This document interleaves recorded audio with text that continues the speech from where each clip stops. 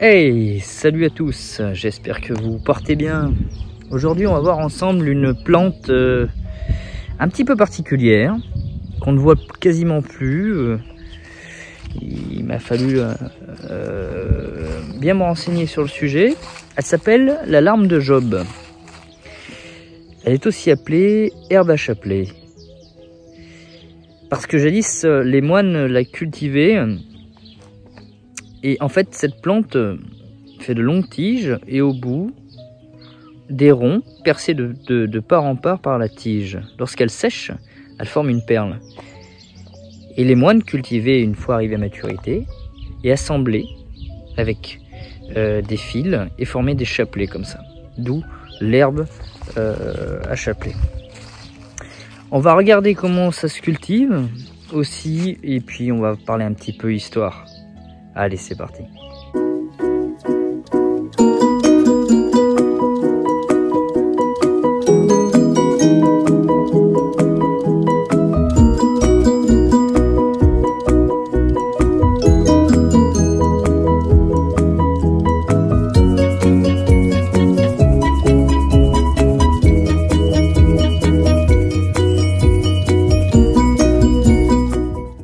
Bien. Alors je vais vous montrer à quoi elle ressemble, cette magnifique larme de Job. Alors visuellement, vous voyez, j'essaierai de vous incruster une photo si j'y arrive. Ça fait, on peut le voir, des perles au bout, traversées par une tige latérale. Voilà, et lorsqu'elle sèche, ben, comme je vous le disais, le trou est préfet puisqu'elle se détache de la tige et on peut donc en faire des colliers. Moi ça va être mon usage, on peut en faire des colliers complètement végétalisés, ce qui me permettra, si je trouve que l'idée est sympa, c'est que si vous paumez le collier, ben, il laisse place à des plantes. Voilà, si vous le laissez tomber dans la terre. Donc on va parler un petit peu histoire, puisqu'en effet cette plante, en moyenne, on la recense depuis 4000 ans en Inde, 2000 ans en Chine, mais une plante originaire d'Asie, vous l'aurez compris. Antérieurement, avant que le riz et le maïs prennent place comme aliment de base, c'était le cas de la larme de Job. Elle a été donc bien sûr supplantée par le maïs, comme je vous le disais, et le riz. C'est pour ça d'ailleurs qu'on n'en entend strictement plus parler, puisque le riz et le maïs a certainement eu plus d'effet que la larme de Job. Alors cette variété va pousser entre 1 mètre et 2 mètres de haut. 1 mètre c'est bien déjà, hein. Ça fait l'équivalent d'une jambe, ça dépend si vous êtes super grand comme moi. Non, je plaisante, je fais qu'1 mètre 74, c'est pas très grand. Et voilà, en moyenne on dit 81 mètres en standard, et puis on peut arriver à avoir, à titre pas exceptionnel, ça arrive, jusqu'à 2 mètres. Donc plante qui se raréfie un petit peu, c'est vrai qu'on n'en entend jamais parler, et je me suis dit, bah voilà, ça va être l'occasion. Alors vous l'aurez vu, puisqu'on n'est plus sur le même fournisseur, on est sur un nouveau fournisseur qui s'appelle le Biogerme. Un fournisseur semence paysanne qui vient du 47, à Montpezat, et précisément, chez lequel j'ai acheté d'autres variétés. Ceux qui suivent la page Facebook Le Potager d'Antos se sont rendus compte que effectivement, il y avait une réception de ce fournisseur, dont voici un des sachets sur la photo.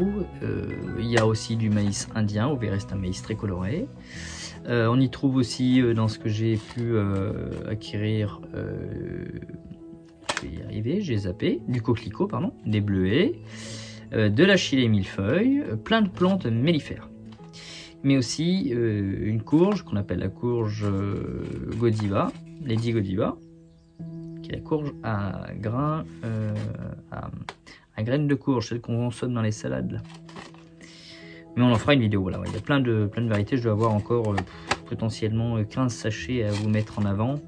Il va y avoir de quoi s'amuser, c'est pour ça que j'essaie de vous faire des vidéos partagées un petit peu là, avec 2 variétés. Parce qu'on a fait dernièrement avec les aubergines et les poivrons. Là, dernièrement, avec plus récemment, pardon, avec la bourrache et la capucine. Donc, on va voir à quoi ressemblent ces graines. Et puis, on va les semer. Alors, aujourd'hui, je vais les semer en godet parce que je ne veux pas en faire trop.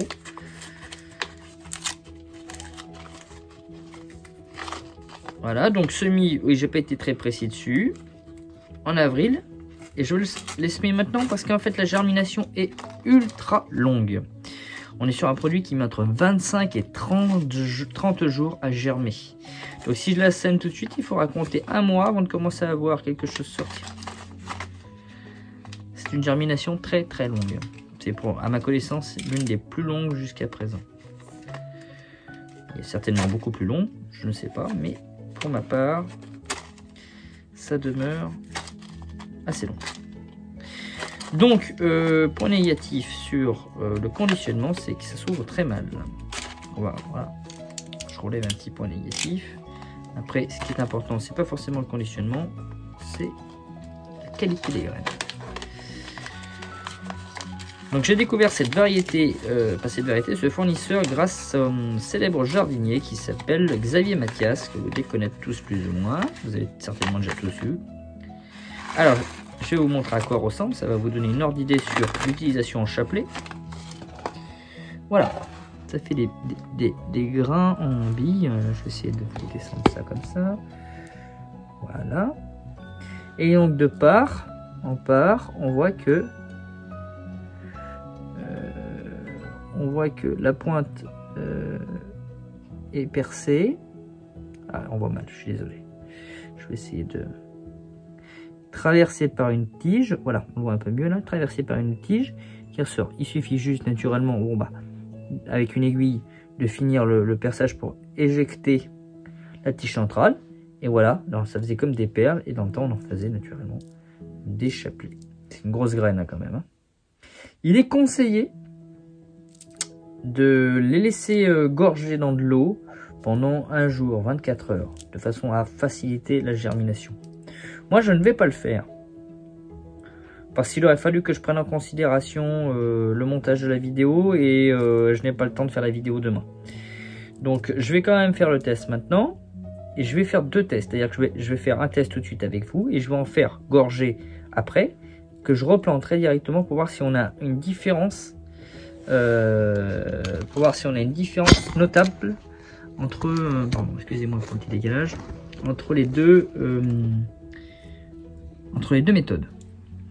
Et ben c'est parti, très simple, on sème ça dans des petits pots, la profondeur on va regarder ça ensemble. Allez, c'est parti tout de suite.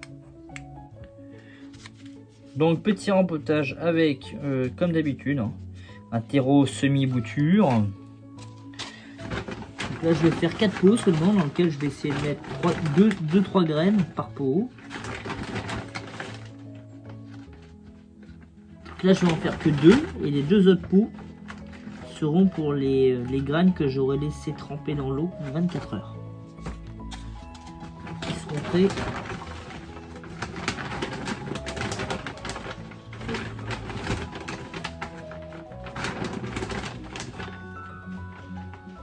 Vous pouvez pratiquer aussi tout naturellement le semis en pleine terre, hein, les gens. Ça fonctionne, hein, parce que on va éviter les périodes de gelée, mais vu qu'il faut un mois m'éviter quand même les périodes de gelée, donc je vous le conseille à partir de mi-mai toujours.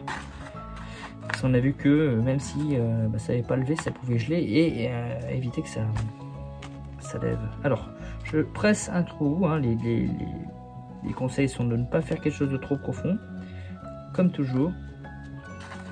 Et je vais en mettre 2. Allez, j'en mets 3. Tac. Je recouvre finement dessus. Hop. Je tasse un tout petit peu. Et je gorge tout ça d'eau. Et on laisse passer 25 à 30 jours. Voilà, faut être patient les gens. Hein. C'est clair que là. Allez. Donc on a théoriquement 5 jolis petits pieds qui vont sortir. D'ici là, au moment où on va commencer à les voir sortir, on sera dans la nouvelle maison. Et on pourra voir ça tous ensemble.